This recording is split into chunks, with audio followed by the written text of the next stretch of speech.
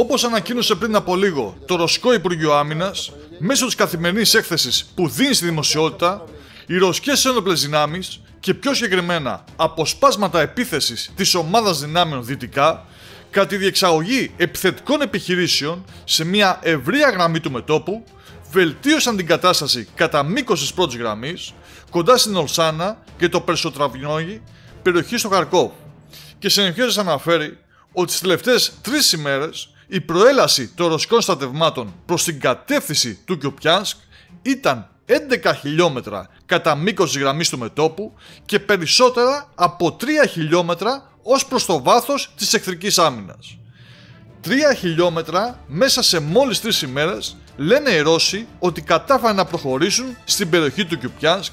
κάτι που φυσικά δημιουργεί τεράστιο πονοκέφαλο στην Ουκρανική διοίκηση, η οποία από την πλευρά της, μέσω της ενημέρωσης που δίνει στη δημοσιότητα η Υφυπουργός Άμυνας Χάνα Μάλιαρ, ανέφερε ότι όντως η εβδομάδα που πέρασε ήταν εξαιρετικά δύσκολη, επισημαίνοντας πως καθ' όλη τη διάρκεια της εβδομάδας τα ανατολικά ήταν το επίκεντρο των εχθροπραξιών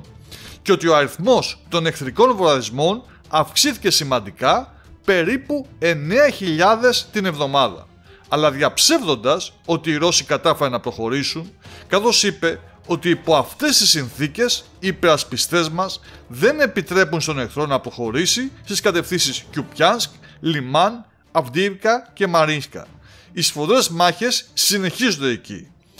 Πάντως, το Ρωσικό Υπουργείο είδαμε ότι επιμένει πως ο Ρωσικός στρατός προχωράει προς εκείνη την κατεύθυνση, κάτι που σίγουρα θα φανεί αν όντως αληθεύει μέσα στις επόμενες ημέρες. Όλες όμως οι πληροφορίες και πολλά πλέον δημοσιεύματα σε δυτικά μέσα ενημέρωσης γράφουν ότι η Ουκρανική αντεπίθεση δεν έχει τα αποτελέσματα που αναμενόντουσαν, ενώ κάποιοι αναλυτές άρχισαν να φοβούνται ότι η κατάσταση μπορεί να γυρίσει μπούμερανγκ και να δούμε μεγάλη προώθηση των ρωσικών δυνάμεων προς το Κίεβο αντί των Ουκρανικών προς την Κριμαία.